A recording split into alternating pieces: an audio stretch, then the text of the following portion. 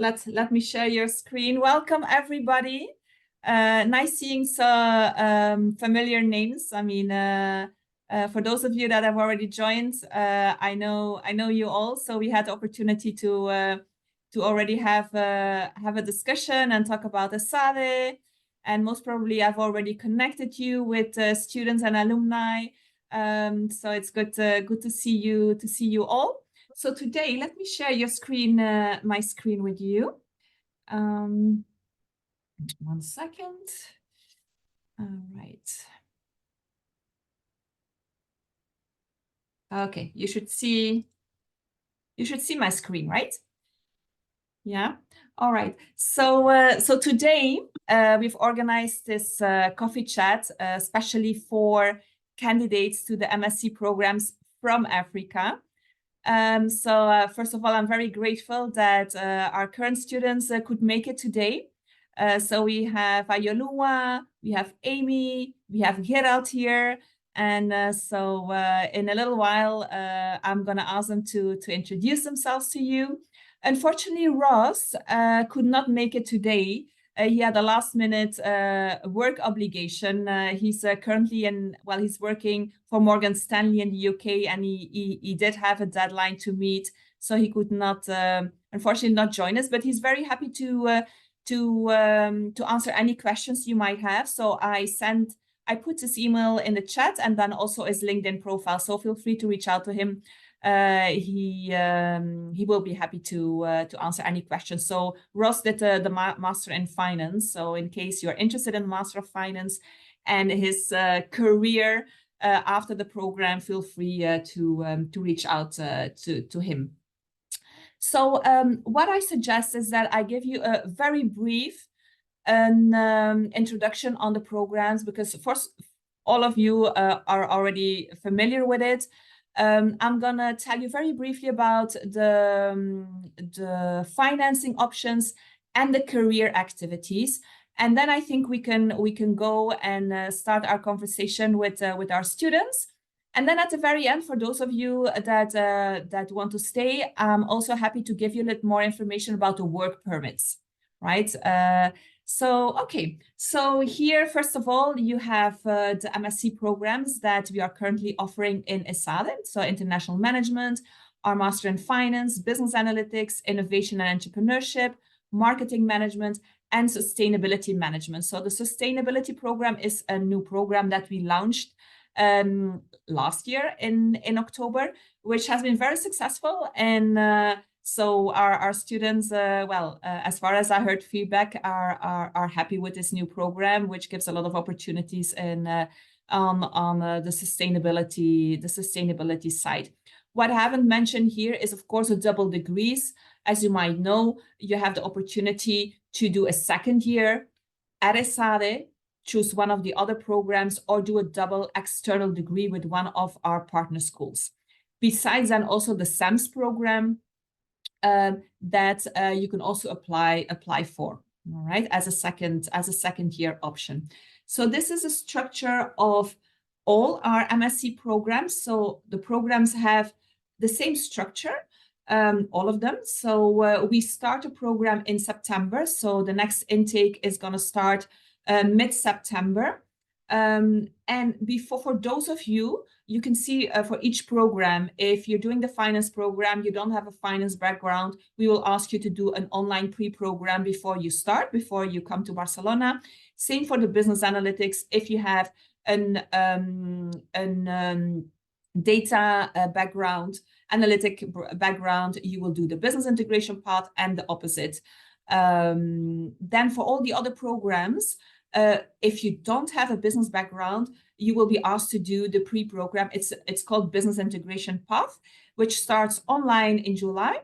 And then most probably this year, I'm waiting for the exact dates, but it's most probably the 2 weeks before you start that we will ask you to be on campus to do the online part. So then we start mid-September, and we start with the core courses. So each program has its core courses. In the second term, at the beginning of the second term, that's going to be in January, you have the opportunity to do a study tour. And our current students that are here today, they will tell you more about the study tour that they did. If you prefer not to do a study tour, then you will stay in Barcelona, and then you will dedicate your time to seminar skills. In that term, you will also start working on your master project. So if we look into this end project, you have the choice to do a business plan, to do an in-company project, or a thesis, right? If we go to the third term, then this term is dedicated to electives. So that means that you can customize a program, you can choose the electives that will help you in your further career. The program ends in June. And then for those of you that are interested in doing an internship, which I really recommend, because of course it gives you extra work experience and also exposure to companies that could be interested in then hiring you for a full-time contract afterwards. So there is opportunity to do then an internship. And then everybody graduates in October. All right, so graduation is taking place in October. Very briefly, financial aid. So you will see that you have the option to apply for a scholarship. We have two types of scholarships. We have the Excellence Award Scholarship, and you will see on the website that there are different Excellence Awards. I would say choose the one that you feel more comfortable with, because you will have to write an essay. This scholarship is granted on a weekly basis. So the scholarship committee is coming together every week. Once you are admitted to the program, if you have applied to the Excellence Award, the next week they will consider your scholarship application. Now, if we look at the tuition, the award, the amount of the awards that are being granted, here you must, you must count, I would say, a maximum of 40%. It's a merit-based scholarship, so the decision will be taken based on your academic background, your international exposure, your work experience, if you have internship experience, and so on. The second type of scholarship is the need-based scholarship, which is a scholarship that goes up to 75% or 85% of the tuition fee. This scholarship has 3 deadlines. Now, the last and the third deadline is on the 27th of March. So for those of you that still want to apply, it's going to be a little bit tricky because the committee is taking place this Friday. But if you're interested, let me know, and then we'll see how we can speed up to make sure that you can still be in and apply for the NEET scholarship on the 27th and submit all the documents. Then, of course, we have the loan options, and I'm going to go into a little bit more into detail. So this is the information that I gave you on the Excellence Award, the NEET scholarship, and then the loan programs. Now, these are all the options for all nationalities, and there are options specifically for specific countries. In case for the African continent, the options that you have is Sabadell, so which is a Spanish bank, and then also Prodigy Finance. So once you are admitted to the program, you can then reach out to the banks and then see which banks give you the best options. Okay. Now, careers, I'm going to go also very quickly. I'm going to be sending you this presentation, so no worries. And then afterwards, if you have specific questions later on in this session, we can also further talk about that. So the career activities, and I'm going to ask this question also to our students later on. What is their experience? What are the activities that they've been participating in this year? Basically, for you to know that our career team is a team of more than 30 experts. They work sector-wise, so they're specialized in specific sectors. It's a very international team. And well, their mission is like, making your dreams come true. Of course, the internship or the placement is not going to fall out of the sky, right? So they're going to help you with contacts, with all kinds of activities that we're going to be looking at now to achieve a position that you're interested in. So here, your contact is going to be the MSc Career Lead. As you can see here, the team is specialized in different sectors: consulting, financial services, tech, impact, And then all the other sectors are falling under global industry. They will organize activities based on training. So there's going to be career workshops. There's going to be training specific for the sector that you're interested in. Then there's also going to be an advising part. So they're going to work with you on your CV, giving you advice about different sectors in case you're not sure what would be the best option for you. They're going to be organizing mock interviews with you. And there's also from alumni side, alumni that are going to be helping and mentoring our students. Then interactions with companies. You're going to have a lot of exposure. There are companies coming to campus, giving corporate presentations. We're going to have the recruitment fairs, career days, and then also company visits. And then, of course, the career team is going to offer you different tools. They're also going to make a CV book that they're going to be presenting to companies, so where all your profiles will be visible for them. A little bit more information on the individual advising. So those are strategy meetings for you to give you an orientation in case you're not sure what sector would be well interesting for you, where you would have chances to find a job. They're going to help you with that.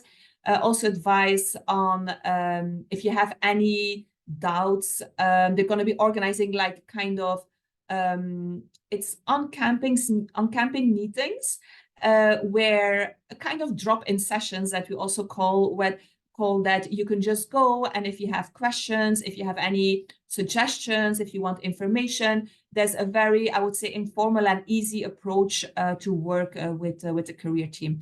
And then, of course, they're going to prepare you for all the interviews. Now, there are different application lines, and that's going to be for your internship and for your placement afterwards per sector. So the financial sector is starting very early. Once you start the program, you are already going to be preparing for interviews and doing interviews and meeting companies. The consulting starts a little bit later, but also quite early in November. And then if you want to go towards international organizations and positions that are focused on impact, they also start quite early. So the tech and the global industries, they start recruiting later, and that's going to be in March. So global industry, as I said, all the other sectors, FMCG, luxury, retail, sports business, healthcare, energy, and other industries. This, I'm going to keep that for later. I'm going to stop sharing. And I would like to invite our students to introduce themselves. So what I would like to ask you is, maybe introduce yourself, where you are, what country you are from, what is the program that you're doing, if you had any pre-program work experience, internship, or work experience, if you could share that maybe. And maybe we can start with Ayooluwa. Yes? Hi. Yeah. Hi. Hi, everyone. My name is Ayooluwa. I'm a Nigerian. I am currently doing the Masters in Business Analytics. I have a background in accounting, and I worked for almost 4 years as an accountant. Because I'm doing the business analytics and I'm coming from an accounting background, I had to do the pre-course in data science, which was for, I think, 2 weeks. Yeah, so I started in August, but the main session started in September. So yeah, that's basically that. Thank you, Ayooluwa. Amy? Hi everyone, my name's Amy. I'm from South Africa and I'm currently doing my Master's in International Management at Esade. I have a background in developing economics and emerging markets focused on the economic side.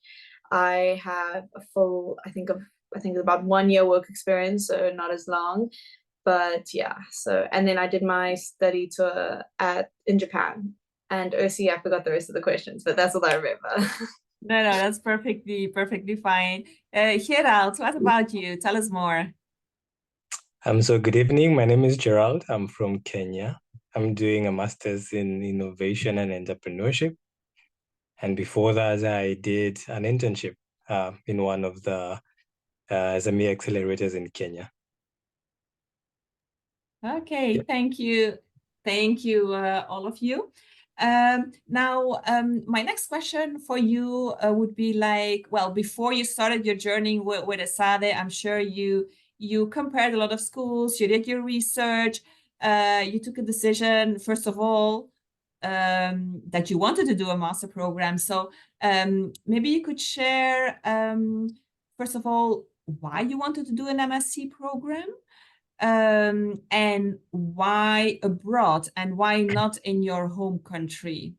So yeah, should we go the same first with Ayooluwa? Yeah. Okay, no worries. Okay, so I'm going to be honest. I came to Esade because I wanted to come to Spain. I mean, I've always like loved the Spanish language since 2020. And then I was working as an accountant and I got bored of what I was doing. I needed something more.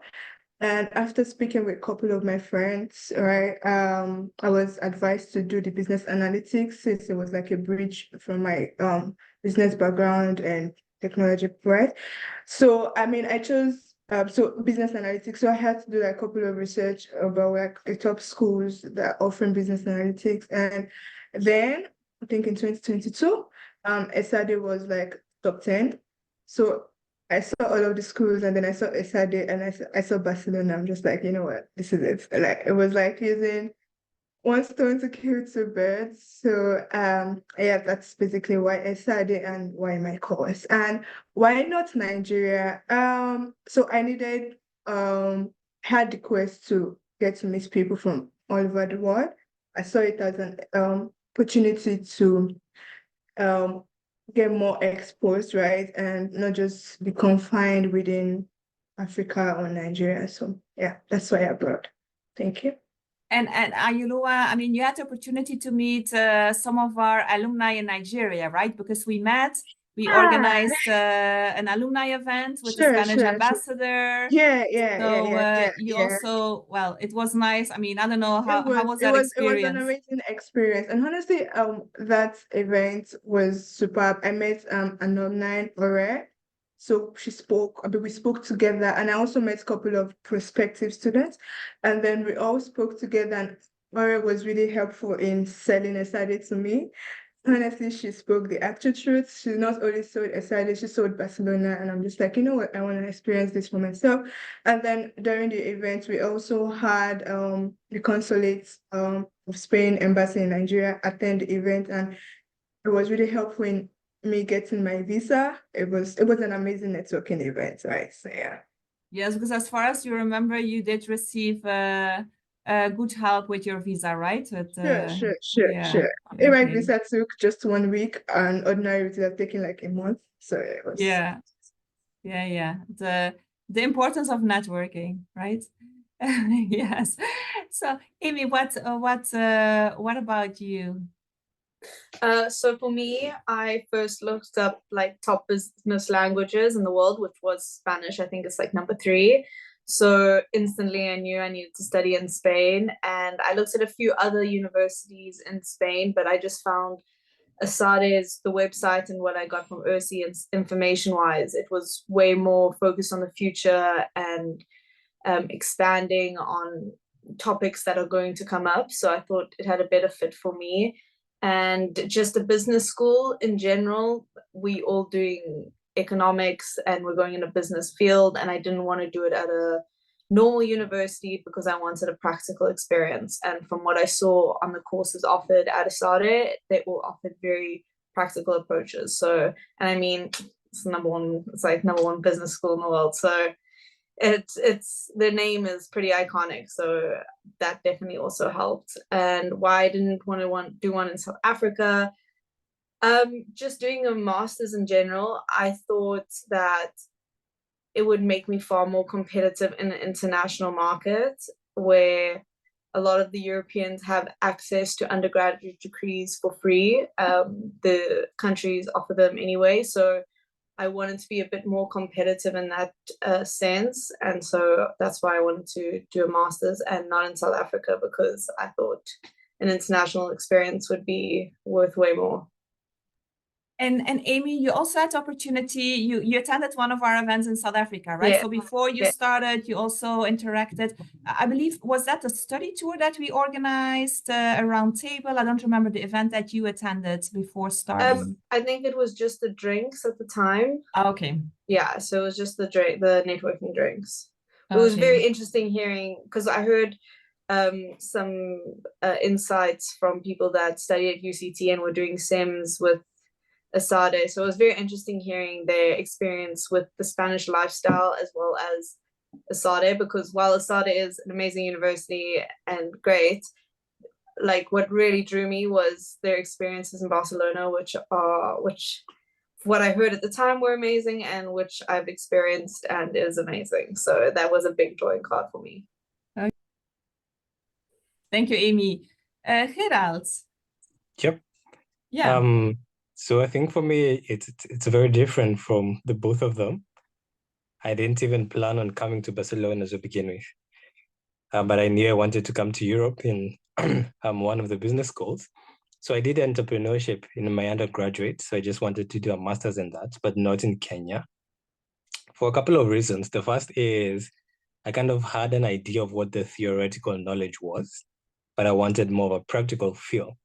And the second was I wanted somewhere far from home where I could be very uncomfortable. Everything was new and very unfamiliar for me. So it was kind of a new challenge for myself, and I really looked forward to that. And then the third was a place of growth, a place where I could grow both personally and professionally. And so I looked at several European countries. Actually, I looked at Germany, France, and finally Spain. And what drew me to, and also the UK, but what drew me to Esade specifically was the program itself and the content of the program. So because I had done entrepreneurship in my undergraduate, I kind of knew what the content looks like. And so I could very quickly skim through the entrepreneurship program and look, and most of them that were offered in other universities were a repetition of what I had done in my undergraduate. So I didn't want that. So Esade offered very interesting, I think, modules, and also very practical modules. And then something else, I think, as I close, is the experience, not just the place, but the experience that comes with Esade. So I think learning for me is not just about sitting down and listening to lectures, but it's more of not just in class, but also outside of class. So that's very important for me. Who do you get to meet in terms of entrepreneurs? What kind of opportunities do you get? So in essence, the question I was asking myself is, what doors will this open for me that I would not have gotten if I was not here in Barcelona? And I think that's just a critical question to just ask yourself personally. So I chose Esade, and by default, I came to Barcelona and not the other way around. So if Esade was in any other place, I would most probably have gone there too. But we are lucky that we are in Barcelona, right? Yes, and the weather is much better, actually. Yes. The weather is closer to what we have in Kenya. So that's a really... And Gerald, you also had a chance to meet one of our professors before you came. You also met the ambassador. Like, there was also a coincidence, and you also received a quite fast response from the embassy, right? Once they knew that you were coming to Esade. Yes, but mine was not planned. I think it was more just God's grace. We met at an event. I didn't even know she was the ambassador. Just presented. I saw a Spanish delegation. I just went and spoke to them, told them I'm going to Esade, explained my case, and then I think 1 week later, I saw her in the Spanish embassy, and then realized that she was actually the ambassador.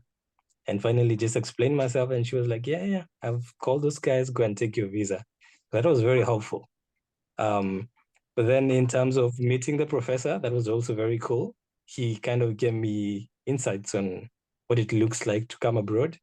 And that was very important, at least in prepping my mind and preparing me for the experience.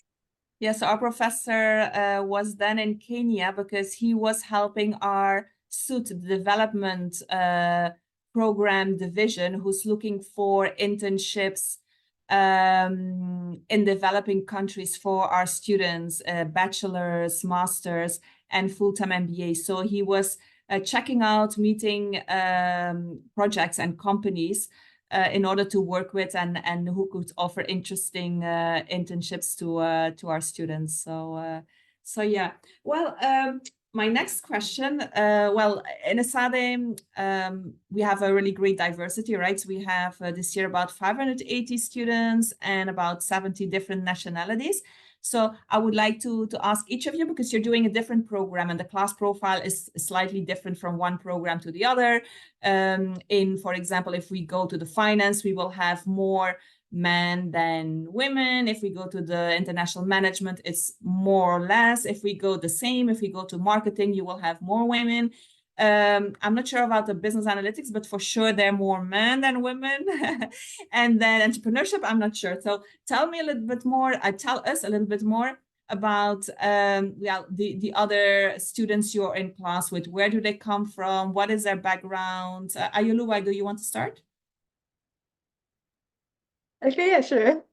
Okay, so in business analytics, there are more men compared to women, but I think it's like maybe for every 6 guys, you find like 2 ladies. I think it's kind of okay. It's not that the distance is not that far. And so my class is pretty much diverse. Although we have a lot of Germans, but we have people from Lebanon, we have people from Nigeria, we have people from El Salvador, China, Taiwan. We have people, I mean, we literally have people from America, Asia, Europe, like kind of pretty much diverse. And I think it's also the same for like the other courses, but for my class or for my team, right? We are usually split into teams of like 6. I mean, depends on like the class number. So we are split into a team of 6, and our team changes like every term. So we have 2 terms. The first term, your team members in the first term is different from your team members in the second term. And the good thing about it is that there are no 2 nationalities in one team. Almost like there are no 2 continents people in one team. But I mean, you cannot not have 2 Europeans in a team.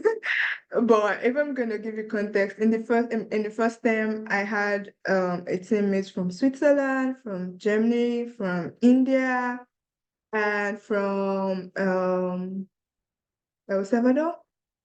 And yeah, and in this second term, I have a teammate from Colombia. I have one from Spain. Yeah, and it's so amazing to see that not many Spanish people are here. Like it's. I mean, I didn't think that was gonna happen, but yeah. So I have one from Colombia. I have one from Spain. I have one from Germany, and have one from UK, and yeah, and I have another one from India. So that's how diverse it can be. Like, so it's so intentional in not having same people in the same team and not having like repeated team members, kind of. And I think that's really cool because for me, I haven't been to most of the countries, but I get to know a lot about the countries. I get to know a lot about their food. I get to know a lot about their culture. I also get to know a lot about their holidays. I mean, it's really nice to see and experience, right? So yeah. Yeah, and I mean, there's also a lot of activities outside of class, right, where you get this mingling of different nationalities. So maybe Amy, I mean, what kind of extra, I mean, after school cultural mixed events have you attended? Yeah, so lots of diversity, big class. The majority is Germans, but you get huge amounts of variety. And it's great hearing their stories inside of the university and their experiences, but as Ursi said, outside as well.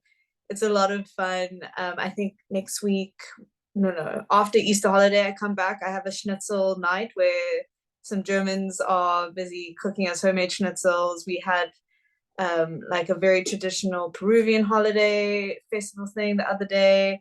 So lots of experiences where you really get to see how their childhood was and how their experience was, which has really been amazing. And also another thing that someone said on our orientation week, and which has become so true for me as well, is that you have a couch to sleep on anywhere in the world. So, we're planning trips. Someone has a place in Mallorca. We're going to Mallorca to go visit them. Someone has a place in Portugal. We're going to Portugal during the summer holidays. So lots of connections, different cultures, which has really been awesome. And and it's also awesome to share your culture. So I'm doing it's Youth Day in June. So we're planning to do something there to celebrate that from just Youth Day in South Africa. So it's really cool to share the cultures and how they grew up. And you don't realize how different it is, but there's a whole course in first term on how to deal with the different cultures, and you learn that's what the Germans do, and that's what the Italians do, and that's what they do. So it's really awesome, very, very internationally focused. And as Ayooluwa just said, not a lot of Spanish people enough, but not a lot, which is cool. Yeah, because in a lot of schools, if you would say, okay, I'm going to a school in the States, you will find a majority of Americans, right? So, and this is something that we really limit the percentage of Spanish that we have in class. I think this year it's about 3 or 4% of the entire cohort. So, and it is a fact that, I mean, the lowest representation is from Africa. We're doing our best to get more Africans in the program. So bringing this diversity, and if you have a good profile, I mean, the admission wouldn't be any issue, right? And there also, when we go to scholarships, we are really doing an effort to attract more African candidates to Esade. Now, maybe my next question, and maybe I can ask Gerald. So there are a lot of ways to customize a program, as I said at the beginning, right? So I would like to ask you, what did you do to customize the program? Thinking of electives, the study tour that you did, maybe a little bit more about that. Cool. So I think for entrepreneurship, it's really about your effort, what you want to achieve at the end of the program. Of course, there's a basic outline and basic courses that you're given, but then the effort you put in is pretty much what matters at the end of the day. So I think I would start with the study tour and then come to the electives and the customization and all that. So we went to San Francisco in January. It was my first time in the US. Very excited about that. And I think it was really amazing to just see what other people have been able to build in that side of the world and how it has affected millions of people in all over, I think, other parts of the world as well. And just sitting with these entrepreneurs who have built great businesses, and most of them sold them successfully, and seeing they're just people like us who dare to dream big and actually do something about it. And they're able to achieve that. We were also able to go to Stanford, for example, which was like a dream of mine. It was very, very cool. We went to UC Berkeley as well, the School of Business there. That was also very cool. We met many entrepreneurs, many angel investors, which was very cool. Many venture capitalists as well. And of course, seasoned entrepreneurs from the Valley. So I think that was a very holistic experience to kind of see what the business ecosystem looks like in that side of the world, and also see the mindset. So something I noted that was very peculiar, at least in America, is their openness to fail and learn from that. And maybe one quick example that stood out to me was, so I spoke to one of the guys, and he was telling us that starting a business and failing is not as a big of an issue as you thinking of an idea and having no one to support you in the idea. So that was a rather interesting insight. And I asked him, what if you raise a lot of money and then at the end of the day, the business does not work? Is that better, or is it better not to be able to raise the money at all? And from her perspective, she said, at least if you raise the money, it means someone actually believed in your idea.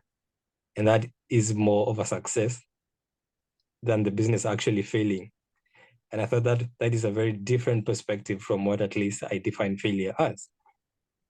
So coming back to the electives, you're able to have an array of programs that you can choose from.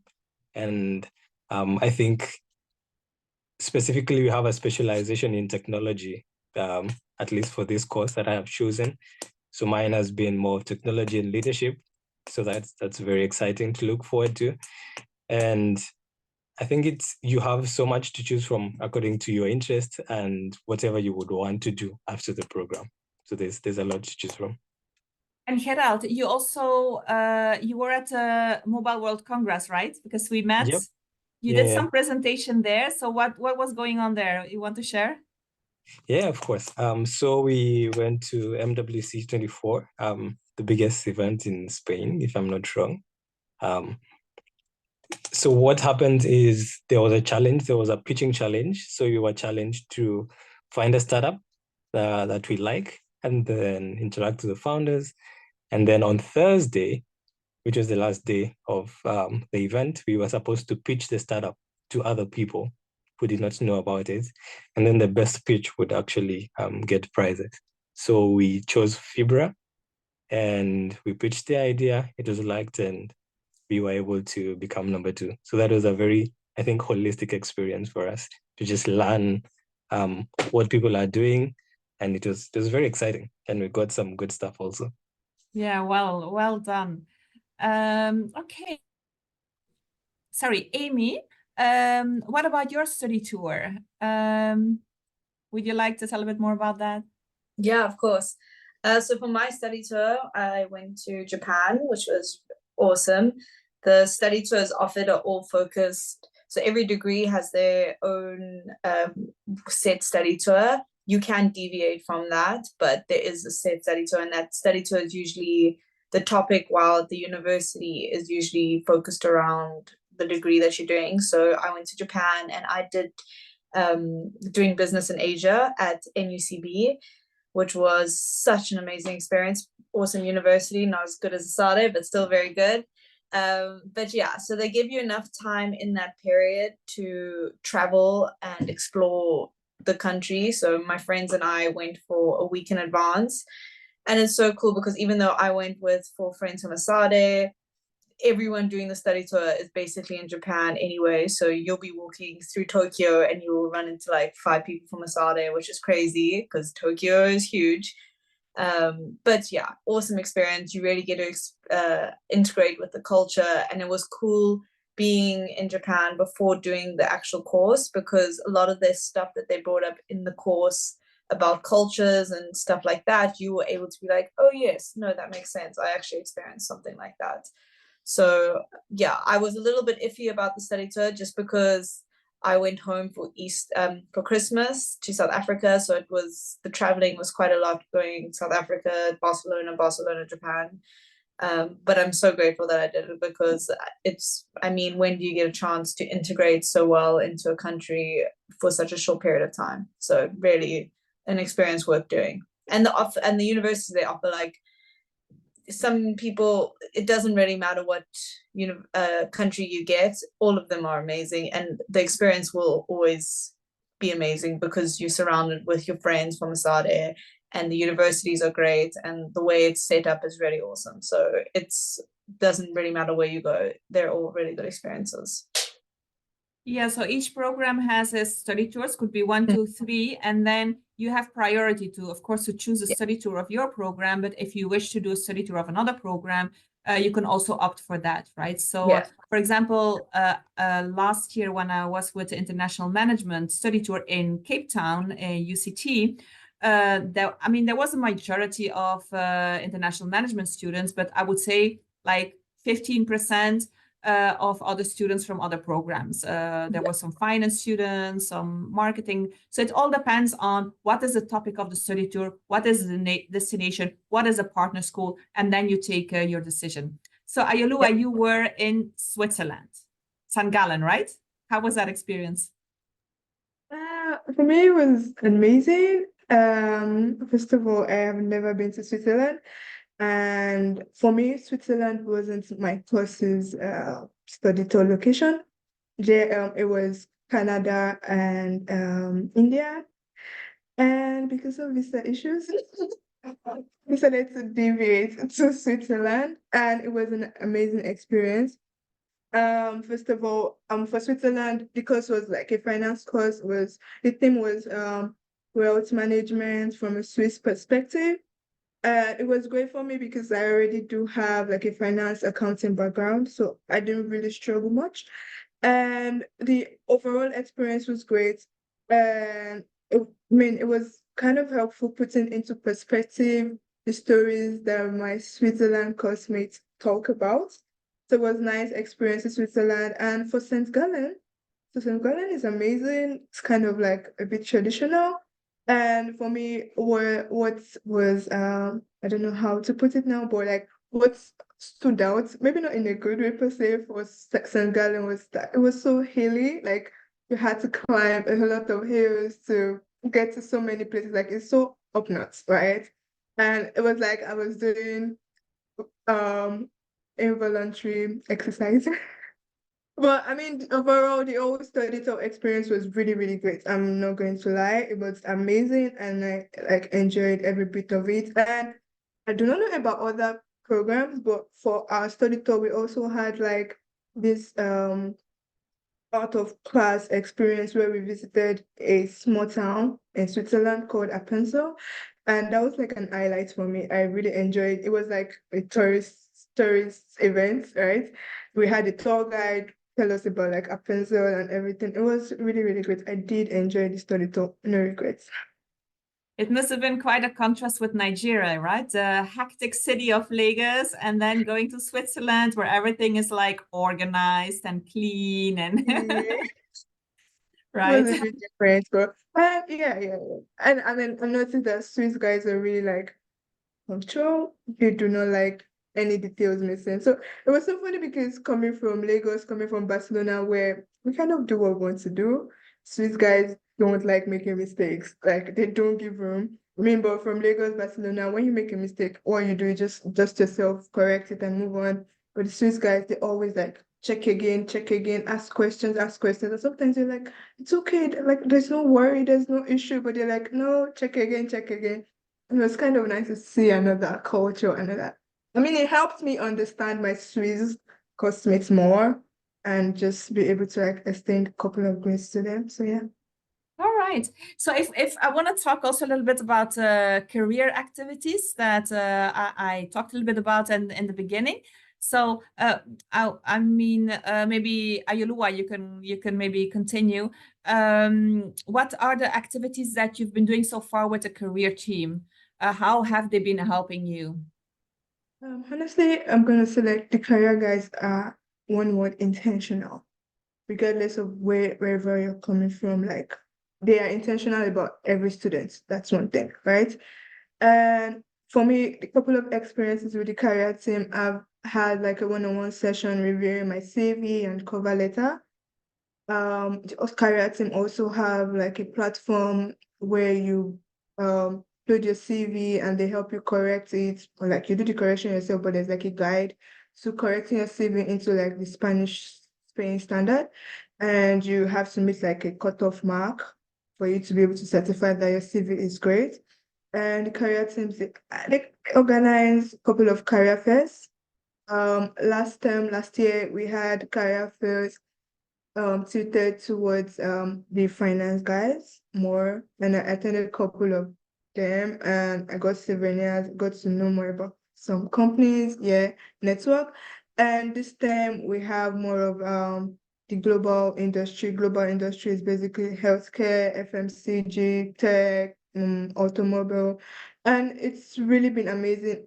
Like I said, if there's something I'm going to say about the career team guys, they are very intentional. Like there's so many resources for you to use. They're always available for your calls.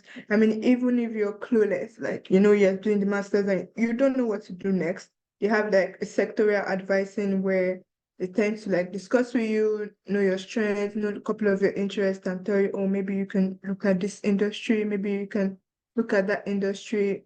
Again, they're really intentional about like every student, and they try to also organize like um um workshops, right, regarding visas, not only Spain, UK, Germany, I mean basically Europe, right? And it's really like an amazing experience, really.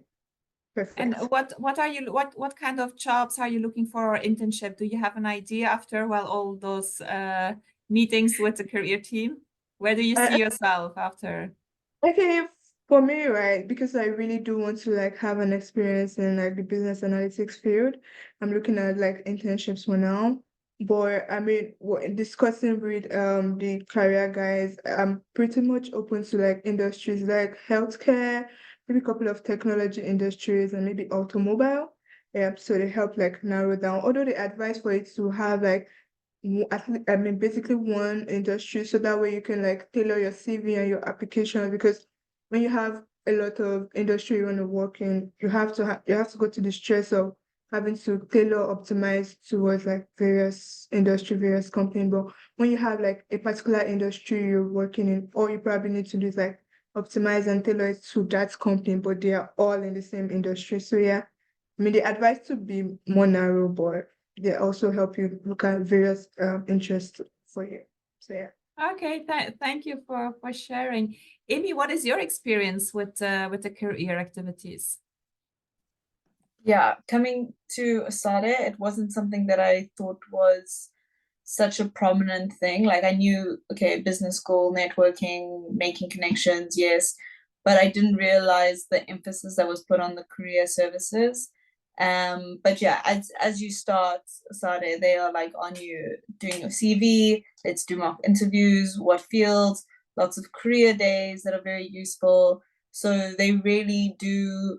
Sometimes it can be quite hard to like study and then also put your CV out, apply for jobs, do the mock interviews, do the editing of the CV and stuff like that. But they really offer you kind of anything you could want. And as Ursi said in the beginning, the career services, they're like divided into sectors or industries, you said. So that also that helped me a lot, because there's a whole segment called like just impact, and it wasn't even something that I was thinking of looking into, but for me that was like the perfect fit. And then there's consulting, financial services, stuff like that. So they really do offer a variety of job opportunities. And then like recently we had a career day based on visas in the EU, which was so helpful, especially like once graduation's over, a lot of us have to get out the country. We're not as lucky as the Europeans. So just knowing that, okay, there are things that are set up, especially like I'm not the professional in it, but I know that being from Esade, we get like a 1-year visa in the Netherlands where we don't actually have to work. We're just seeking a job and we get it because we're from Esade. So that information was so helpful, because it just gives you some breathing room. That's like, okay, well, worst case scenario, I can get that, and then I can look for a job, or even just work in the Netherlands, which is a great place to work regardless. So yeah, they provide enough information. They're constantly providing information, sometimes more than you can handle, but a lot of help throughout the whole process.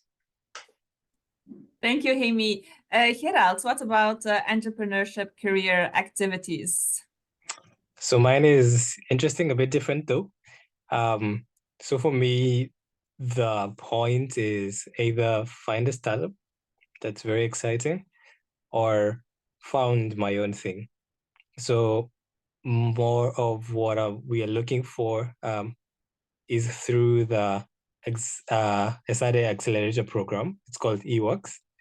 So eWorks organizes events in Barcelona where we meet startup founders that have done very well in Barcelona. That's a very good place to just meet these people and potentially get hired by them. I think that's where we just go meet exciting founders, look at what they are working on, and if you're interested, you can then, if they have opportunities, you can join their team. So that's one way of looking about it. The second that I found interesting was the trainee programs offered by the career services. So maybe I think that's what I have been utilizing. There's the graduate trainee programs from different companies. So these are specialized mostly for leadership roles in the company. So I think it's either working in a startup or finding my own thing, or if I don't get to that route, I go through the graduate trainee programs where you're prepped to be either a leader. Mostly it's for leadership positions in these big corporate positions. I think those are the three alternatives I'm looking at the moment. And the career services is very helpful. I think I would echo what Ayooluwa said. They are very intentional, and you feel like, yeah, it's not just about everyone. They actually care about you personally. So that's a good thing. Sorry, Barcelona is a good place like for entrepreneurs, because you have more and more companies, startup companies. We also have now recently the Norsken incubator that it's an incubator from Norway. They opened their first incubator in Kigali. We did a session, we did a tech startup competition with the manager of eWorks in Kigali, and that was taking place in the Norsken incubator. And their second location, they opened it in Barcelona on the beach. So we have a partnership with them. Our students can go there and work from them and meet. I mean, I don't know, Gerald, if you've been there. No, not really. No, okay, But I've so been check. to Europe, so. Yes, so check it out. And then also, well, regarding there is a specific entrepreneurship visa, which also facilitates if well, afterwards you want to stay in Barcelona, well, in Spain. I have one more question, and then I would like to open the floor to questions from all of you that are attending. So I would like to ask of any challenges, and I'm sure that you all had challenges that you faced before you came to Barcelona, when you arrived in Barcelona, maybe some mistakes that you made that you could have avoided if you knew, so that could also help our candidates here to avoid those mistakes. Ayooluwa, would you like to go first? Sure. Okay, so for me, right, I wouldn't say language was much of a challenge for me. I was able to navigate with my little Spanish and translate. I think a major challenge I faced was like before coming and even coming was accommodation. First of all, I really wanted to come to see where I was going to like take. I didn't want any scam or anything. And I think one mistake I made was lodging in hostels, right? It was more expensive, and I figured that only if I tried to get maybe try to get like a temporary residence. And the funniest thing is that Esade has like a housing resource, right? A coalition of different housing agents or stuff that you can use, and one of it has like a student residence, which I could have used and would have like spent like way less compared to like hopping different hostels. So for 3 weeks, I didn't get like an apartment, and then I had to like go through different hostels. And funny how the expenses from hopping different hostels is more expensive than the cost of hopping through different hostels in 3 weeks is more expensive like than 1 month's rent in a temporary residence. So I feel like that for me would have been something I would have avoided. And I didn't know at that time till like later. And I was like, oh my God, I just wasted some extra cash. But yeah, that's one mistake I made and I wouldn't ever repeat. And I think another challenge would be maybe trying to navigate like the what's it called, maybe signpost or something. Sometimes in the train, in the metro, you tend to miss like if you're meant to go forward or you're meant to go backward. I had an experience where I wanted to go forward. Well, I couldn't like understand the metro sign, and then I went backward, and I was like, okay, where am I going? Anyways, but it happens, right? It happens to anyone. It can happen to anyone, but over time you get used to it, and it gets better. Really, it gets better in months. Yeah. And yeah, I think that's pretty much it. Mine, as in the main challenge was the housing, but yeah, So it works at the end of it. but what I would recommend here is, of course, come in time if you can. That also means don't wait too long to start with your visa. That also means don't wait too long to apply. So it goes backwards, right? To make sure that you have enough time to settle down before you start the program. And then we have currently already created a WhatsApp group for incoming MSc students, so that have enrolled in the program. You will, I mean, Francois, I don't know if you already received, but you should be receiving the Facebook group, the WhatsApp group. I mean, the messages are being sent out. So that means that you can already start interacting with other incoming students. So there might be other Europeans that are in Barcelona and that say, okay, look, we have an apartment, we have a contract, we have 4 rooms available, who wants to join? So what they also do, the students, is they make up this Excel sheet where you can put your preferences, and then, well, if somebody says, okay, we have here an opportunity, you can talk with that person, see if it fits, and so on. So, but yeah, don't wait until the last moment, and take advantage of the students that are already here or that are in Europe to get in touch and see if they have a room for you. Amy, I mean, most of our students are sharing apartments, and I think, Amy, you too, right? You share with some other students. Yeah, so I'm with 2 Germans and 1 Indian guy from Esade. And did you have any challenges before, during? Yeah, the housing is a bit stressful, and I think the stress, a lot of that comes from being so far away. You can't, a lot of the Europeans have the privilege of just jumping in a plane and going a weekend to Spain and looking at the apartments in person. You know, we can't really do that. We're quite far away.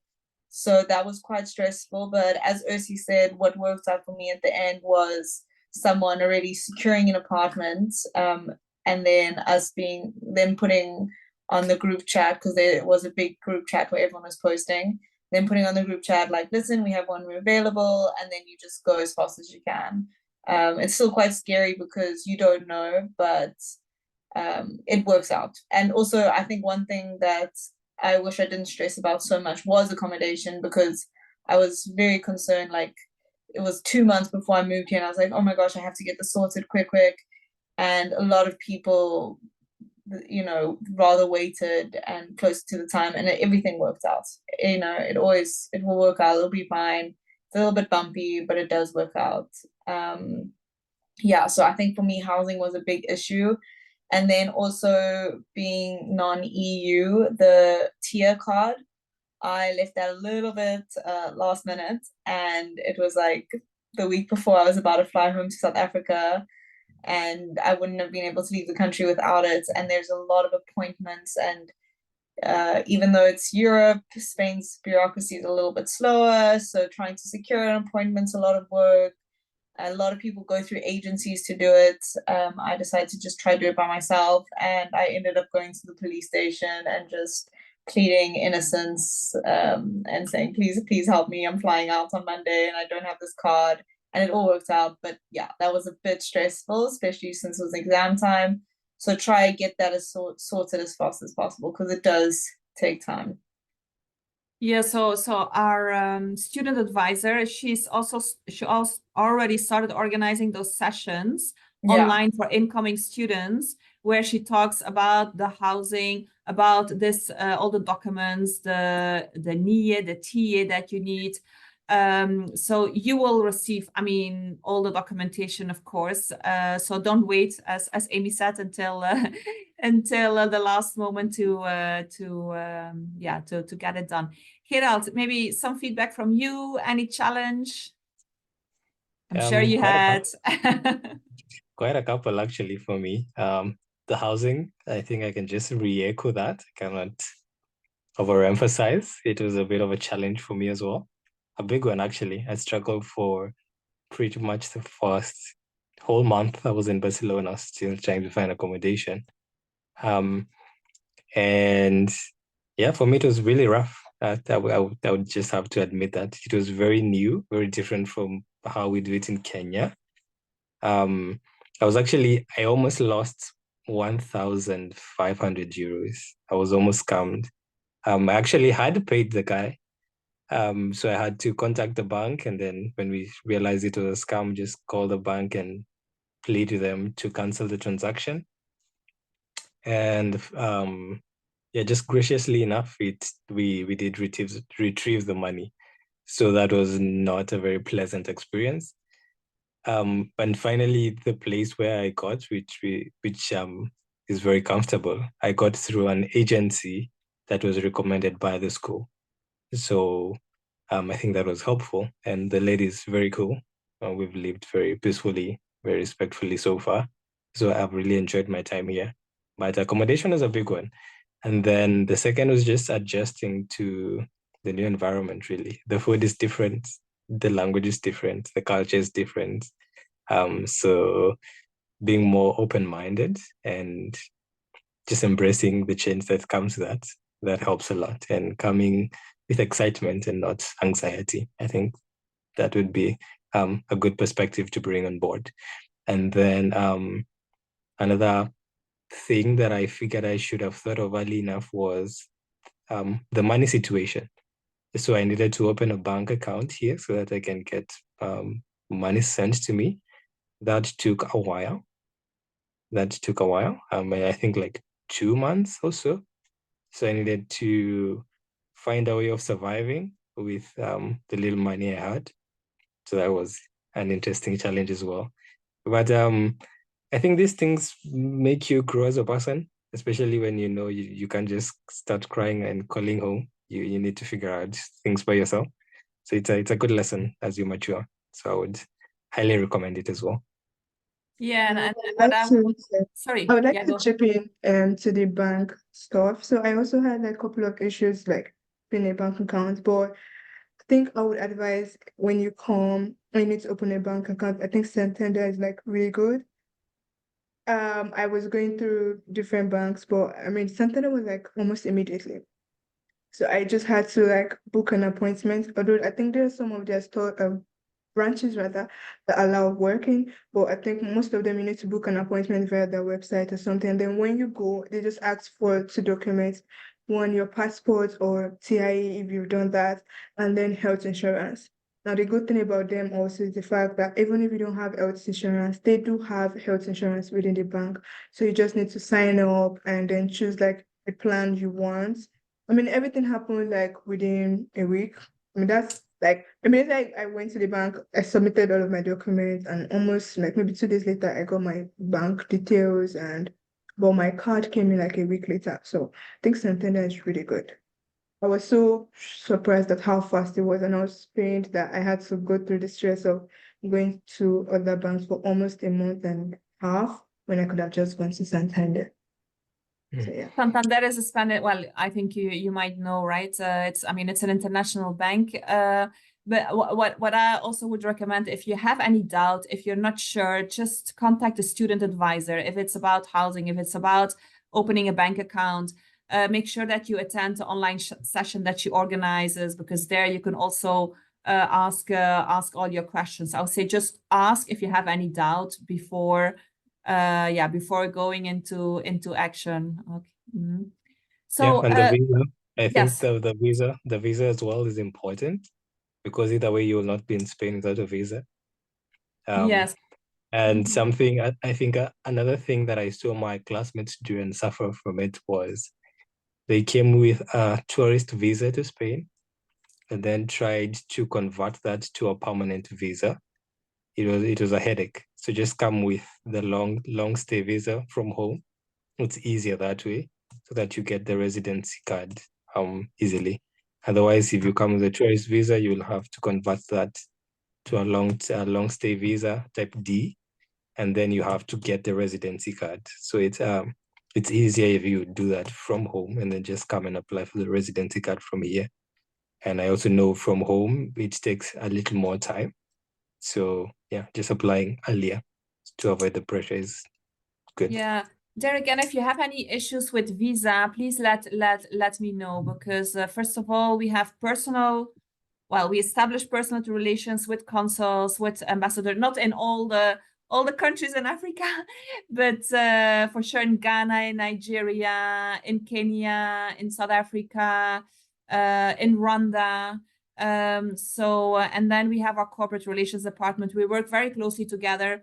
So if you have an issue, let me know, and then we will reach out to the embassy and help you further.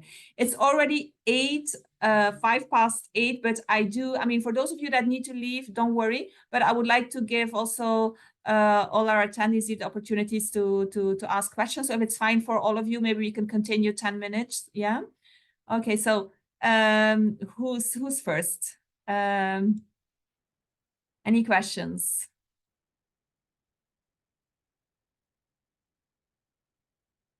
We already gave you a lot of information, but I'm sure that you have. Can I maybe ask a question? Francois, yes.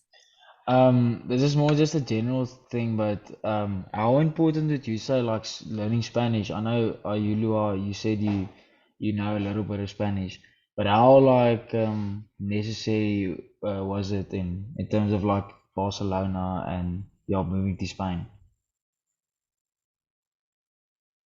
Okay, so before I came, out of like curiosity and fun, I started learning Spanish with Duolingo.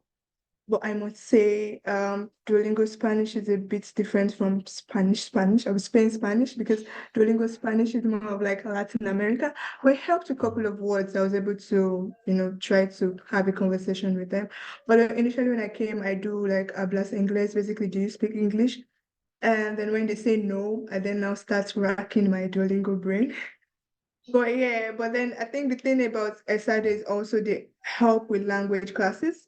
So you can choose that. So currently I started off with Duolingo. I still am using Duolingo, but I am also taking like Spanish classes. And the thing is that with Duolingo, I know that Esade makes you take like a test for them to be able to know where to place you, maybe like the beginner, maybe like the business level, like really high. And surprisingly, I used Duolingo and I was like A2, not A1. I didn't go to any Spanish class, but like just Duolingo helped me like do the test better, and I was like A2, not A1. So yeah, I was basically using Duolingo because there was no way I could practice Spanish in Nigeria. But yeah, it just helps with like a couple of words, just maybe buy something in the supermarket or something. But in Barcelona, an average person speaks English, really. But you just have to just be sure and ask them if they speak English. And if they don't, and you don't know Spanish, but there's also like Google Translate or Google Translate, you can just either use the voice or the text. But because I try to practice, I just try to speak, and yeah, so that's it. Cool, thanks. I have a question, but it's more about the life in Barcelona. So I have a pretty good idea about what it is like to visit Barcelona, because I've been there. But I would like to know how is the life as a student in the city? Because I know that it's quite different, right? Yeah, I don't mind answering this one. I've enjoyed it a lot so far. There's constantly things going on. Like outdoors, indoors, drinks, social. The nice thing about being at Esade is that it's a whole bunch of people that are also not from home that also want to make friends. So the social life, like people are hosting dinners, lots of picnics on the beach. The way you just have enough time to actually study, because your social life Canada can get very full. And also if you're living with people from Esade like I am, you get back from lectures, you guys go out for dinner, you go out for drinks. So socially it's really cool. And I think it's different from just being a tourist. I wouldn't call us locals yet, but you get a bit closer to that, which is really awesome because you're properly integrating into the culture.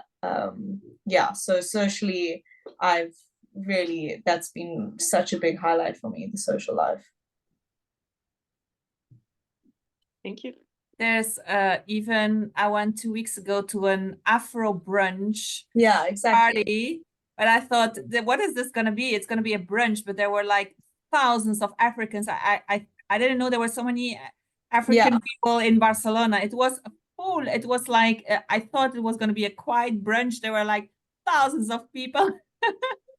So yeah, and I think they do it like every month or so. So it's something. It's quite big with DJs from all over Africa, groups. There's always something going on. Yeah, This festival, so very lively. And also being in Europe, I mean, you can travel around as well, and internally in Spain, everything's different. So socially, it's a really amazing experience. If it's Afro something, it's never going to be calm, I think. So that's why you were. But yeah, okay. Thank you. Thank you so much. More questions? I think there's a question in the chat. Yes, I saw a question about the financial aid from Senebe, but I mentioned, well, I talked about it at the beginning of the session, so I'm not going to be repeating, but I'm going to be sending you the presentation with the information, and then if you have further questions, I'm happy to schedule a call or to give you further information by email. I see that Christiana, yeah, please switch on your microphone. Go ahead. And your camera, if you wish, so we see you. I don't think I can put on my camera right now. Okay, no worries. Okay, so I just wanted to ask if registering for this event also gives us access to other informations. Like, do we get information on application openings and maybe other events because we're registered for this event, or we still need to sign up? Yes, Christiana, we haven't talked before, so I will reach out to you tomorrow with more information, and we can also schedule a call if you want, so you can tell me a bit more about your interests and your aspirations and all that. So I will do that tomorrow, if that's okay. But if you have specific questions now, please go ahead. We still have a couple of minutes, and mainly questions for our students, and we can then talk tomorrow. Okay, I think that will be all for now. We can follow up. Okay. All right, so I'll reach out to you tomorrow. Maybe one last question. Okay, I have a last one. About the internships for those of you who plan to do one. Do you think that you will do it in Spain or maybe in another country? Because the spread is, well, I'm interested in the spread of people who plan on working in Spain or elsewhere. Yeah, so I don't know what the other students are doing, but I'm doing for the thesis, I'm doing a internship. So you can either, in that route, you can either do an in-company, so you're basically like an intern in the company, or you can do an external consulting. And it all depends on whatever one you choose. But obviously, if you do an in-company, you would have to go to the company, and mostly in Europe. But yeah, I think you could the ones that Esade help you with, I think, are mostly in Europe, but anywhere that you wanted to, you could go to. But for me personally, I'm doing an external consulting, and so I'll be staying in Barcelona for that time period. It has the best weather, like where else would I want to be? But I'm working for a Dutch company, so yeah, that's my plan. Just to add, I think also it's kind of like easier to do it in Spain because of like visa issues. I know as a student in Spain, you already have access to work, I think like 30 hours a week as a student. So it makes like a better sense to kind of do it in Spain. But I mean, if you find like international companies that don't mind remote, then I guess you're also good to go.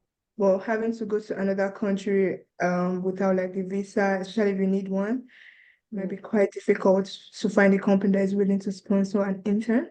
So most times Spain is just like the safest option. Although you can, I mean, if there are remote opportunities, why not? So yeah. Maybe my take would be different from that actually. In the sense that your whole journey has just been adventure. So if you would want to go to another country, why not? So personally for me, I'm thinking of another country that's not Spain. And yeah, pretty much looking forward to to that very much. So yeah, it might be a challenge to get the visa and everything else, but why not try? So I think don't just be limited to what is available. Just know you have a lot of possible options. So yeah, wherever you would want to go, then there's a possibility of going there. Okay, thank you. Thank you. Thank you. So yeah, regarding the work permits and all that, I didn't come to that, but I will be sending you the presentation by the end of the week. So you will have different slides with all the different work permits. There will be links so you can check out. And then, of course, once you start a program, you're going to have more detailed information on that. But at least you already have an idea. There are about 6 different work kind of visas. So yeah, have a look at it, and if you have questions, let me know. So I think we could wrap it up here. Maybe one last question, and then maybe like on Barcelona. We talked about Barcelona, how an amazing city it is. So I would like to ask you, what is your favorite place or thing to do in Barcelona? Yeah, I see Gerald is thinking too many. Maybe I'll start. A few weeks ago, I went to the beach for the sunrise. I think it was one of the most beautiful experiences I've had so far. It was really, really good. The sun just rising and then the sound of the waves, and it's very quiet. That was really cool. And then another spot that I found was very cool was Montjuic. So it's up on the mountain, and then you kind of have a view of the whole city and the coasts. It's a spectacular view. And then the third one, and I think the final one, is when I went to Sagrada Familia and I went inside the place. It is quite an experience. Yeah, I was just going to add on that as well. I live right by Sagrada, so every morning walking to lectures, I have to pass it to get on the metro, and there's not a single time I walk past it and don't admire how spectacular it is. So I think a big perk of living in Barcelona versus maybe another place in Spain, and I've heard this from other local Spanish people as well, is that there is so much culture and history in Barcelona versus like Madrid. So, you know, you have all these amazing buildings and parks and stuff like that. So those are you really feel culturally quite enriched, which is amazing. And then, yeah, the beach is spectacular. The weather is spectacular. The metro in South Africa, we don't really have public transport like that. And it's just awesome that it connects you to everything. Like you can go to different beach towns, Costa Brava, Girona, all on one metro card. So that is just, you know, there's so much to explore in Barcelona area. For me, I think my experience is visiting a couple of museums, and I've really had like a nice time. I visited the Moko Museum. I visited a Museum of Illusion. I mean, I've had a nice time. And adding to what Amy said about the Metro card, I think that's one spectacular thing about Barcelona. The fact that you have one card and you can go to numerous places. And there's something Barcelona has. I think if you're below 30, you have this T-Hove card, which is valid for 3 months, and it takes you like all through the zones in Barcelona. So once you have that, you don't have to think of, oh, will my card cover this particular area? And I think it's really amazing. You know, you just load the card, and the next time you're recharging it like 3 months. And I think again for Barcelona, one amazing thing is the fact that you can budget your money to like the last kobo. Back home, that's not possible because of like a couple of impulses and unexpected expenses. But I think here, I mean, it's quite like setting how much you will spend in a month. And I mean, yes, I think that's one good thing about here as well. So yeah. All right. Well, thanks, Amy, Ayooluwa, Gerald, for being here, for making the time. I know that you're very busy. Thanks for being here, sharing your experience. From my side, I think I will have the recording by Friday. I will send it to you in case you want to rewatch it, in case you want to send it to other friends that might be interested in Esade. Feel free to share. And then I will also add the presentation with the information on the work permits and then what I presented before. Okay, so you will have all that. And Ayooluwa, you want to say something? Yeah, I think there was a question on the chat. Maybe you want to check it. There was one question more regarding the application. Yes, Yeah. and I will reach out to you personally, and we will have a talk about that. Okay. So yeah. All right. Perfect. And I don't think there's any other question that I missed out, right? Regarding the financial aid, I will also send that presentation. In any case, you will receive my email. Very happy to schedule a call with all of you that need further information. And so yeah, feel free to let me know how I can further help you. And then I'm looking forward to seeing all of you on campus in September. All right. Okay, have a lovely evening. Thank you for your time. And talk soon. Bye-bye. Thank you, Ursi. Bye. Bye. Bye, Bye. everyone. Bye. Bye. Thank you. Bye. Bye, everyone.